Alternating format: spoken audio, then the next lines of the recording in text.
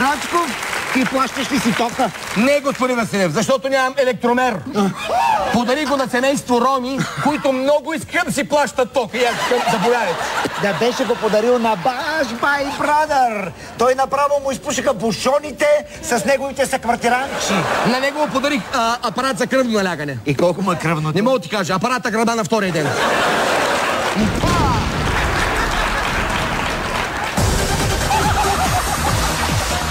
Баш бай брадър! Има с какво да ви изтежават! Говори баш бай брадър! Ало, съквартиранчиче! Веднага да ми се явят в изплющялнята уния двете гайки! Немската принцеса и немската певица! Ами, тук сме гутен так, баш бай брадър. Само камито тук съм донесла да ми направи малко едно френско маникюрче. Ще го направиш? Раш, пилата ми се сме. Страшно. Днеска ти кажа, много ми липсва. Добро. Чакай, малко се не иска. Чакай да целуна, докато няма никой. Искам, мило, моля ти се, само Мило. Ало, ало! Не ми се лигаве тебе, лесбуци! В тая къща само аз целувам, докато никой не гледа. Една мишика имах за вас и от толкова лигави ни прецакахте. Миджи хлъзгави! То не се издържа вече, баш бай брадър. Значи ние се обичаме.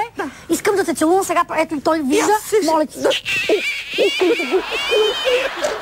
Жи да му обладай.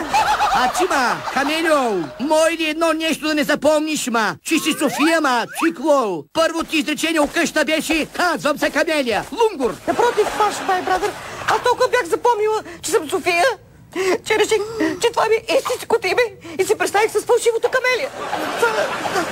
Оф, и аз се обърках вече.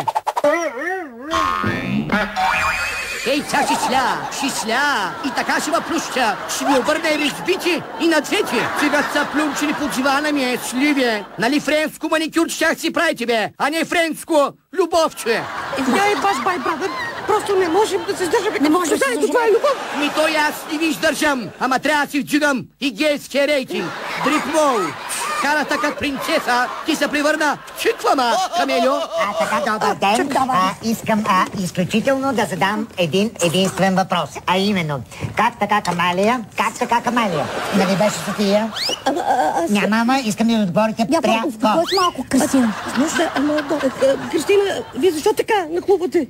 Защото аз съм журналист и съм включително директна. Значи искам да ти кажа, Кристина, Да? ако бяхте в двореца, щяхте да бъдете наказана. Даже обезглавена. Разбира се, скъпа моя, и щях най-отговорно да понеса наказанието. Сега обаче бих искал да спрете малко да се концентрирате в моя късотапон, защото бих искал да ми отговорите на въпроса. Защо баш бай брадър те нарече Камелия? Ще я наричам как си искам, бухал.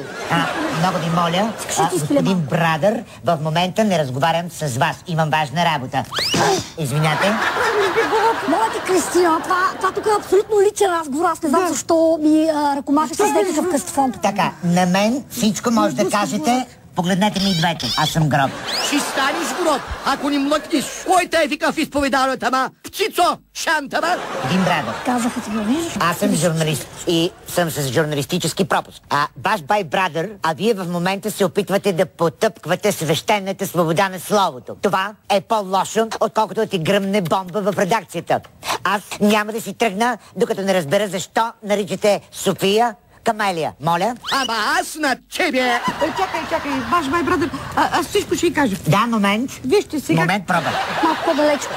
Работи? Пробва ли си вече? Работи. Вижте сега, Кристина, баш брадър, така се ме нарича. Как? Така. Викаше ми Камила от едно време още, от малка и оттам Камелия. Значи Камелия идва от Камила. Да. Странно. Друго? Да, друго, понякога ми нарича даже Григория, Евлампия, а понякога дори не знам защо ми нарича просто Румен. На мен нищо не ми обягва. Дори неща, които не съществуват, също не могат да ми обягват. Ще запазя вашата тайна и на никого няма да я кажа. Люси?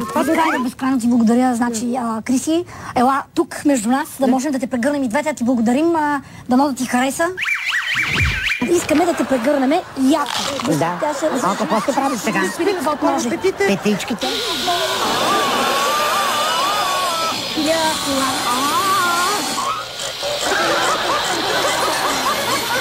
Ало, Кадаифа! Сега слизам и ще ви стана любовник и на трите. Понеже Кристина разкри поредния заговор, баш бай брадър ви обявява вас трите за сестрички. И иска да му изтанцувате химна на сестричките. Займи поза, почни.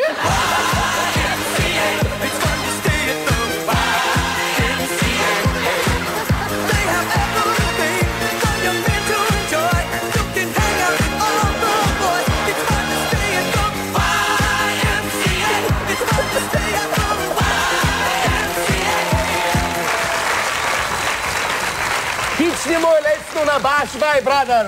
Господин Василев, и компас за сексуална ориентация да има, пак няма да се ориентира този човек. Трудно му е. Защото винаги ще сочи наобратно.